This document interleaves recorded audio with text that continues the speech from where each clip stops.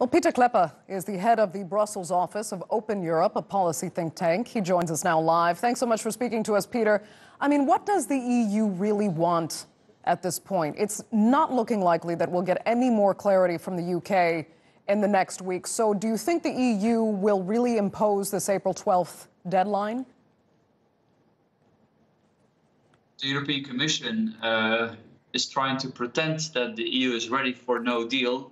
But of course, they're not.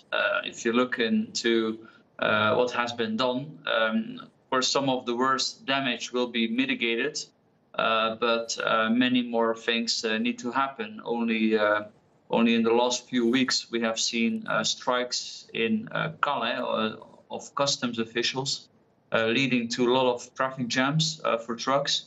So expect a lot more of that. Hospitals are not ready.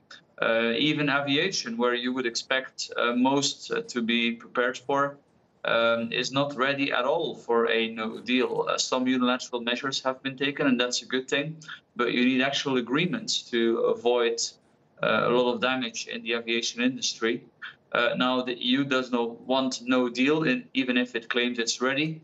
The EU does not want to renegotiate the deal. It's sort of trying to impose it. It doesn't want to hear about any renegotiation of the deal.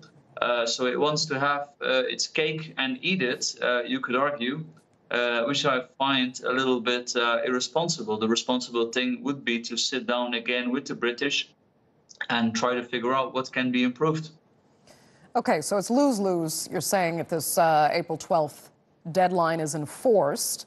But really, sitting down again with the UK to try and kind of restart the negotiation process, to many it doesn't seem fair because the UK itself imposed this March 29th Brexit deadline.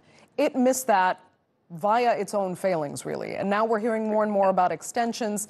Let me ask you this. I mean, should there be penalties, at least, for that? Should the EU be thinking about setting a precedent here that if you decide to move forward with this type of process of leaving the EU, you will be responsible for the process and the dates that you hold to?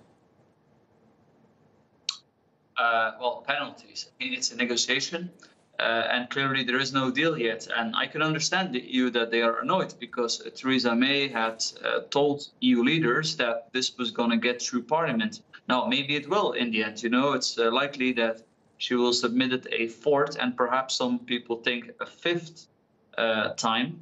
But look, the big problem in this deal is that Ireland and the EU basically get a veto over when Britain will recover its trade policies.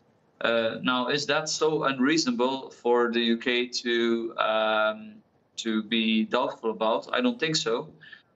So if Ireland thinks about its own interest, I would say that they have to reconsider this.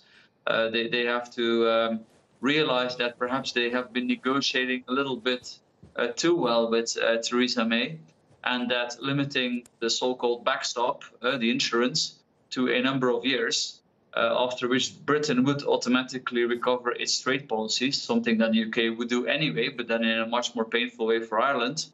That this is not such a bad deal after all. But so far, I can tell you, nobody in Irish politics would consider that, and that's very very tragic because Ireland would perhaps be hit economically even worse than the UK if this all goes off the rails.